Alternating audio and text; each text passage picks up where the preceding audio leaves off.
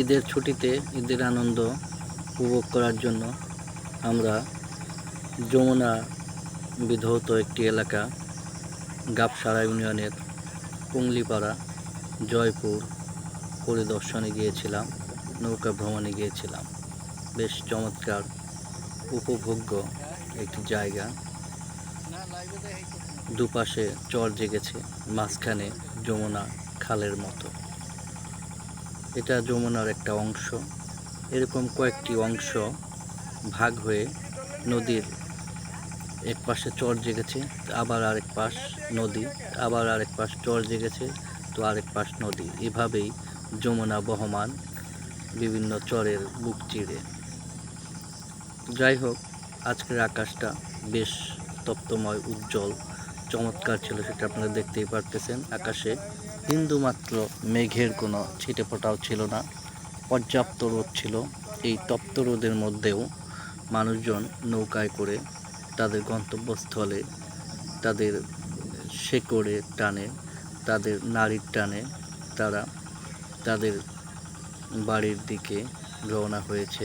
আমরা সেরকম একটি নৌকায় কয়েকজন, আমার বেশ প্রিয় একজন আনোয়ার স্যার, আরেকজন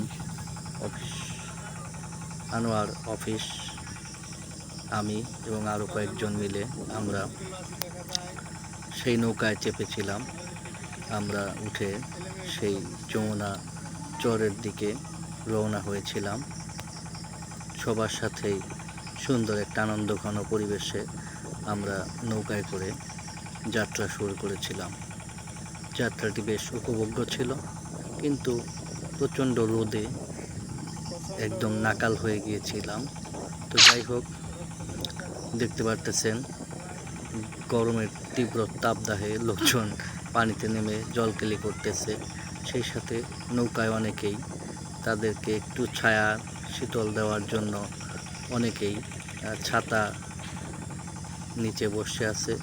তো দুর্ভাগ্যক্রমে আমরা কোনো ছাতা নিয়ে যেতে পারিনি, যার কারণে আমাদের একদম খোলা আকাশের নিচে তীব্র তাপদাহের মধ্যেই বসে থাকতে হয়েছিল দীর্ঘ সময় যাবৎ। যাই হোক, এত তাপদাহের মধ্যেও ভ্রমণটি বেশ উপভোগ্য ছিল।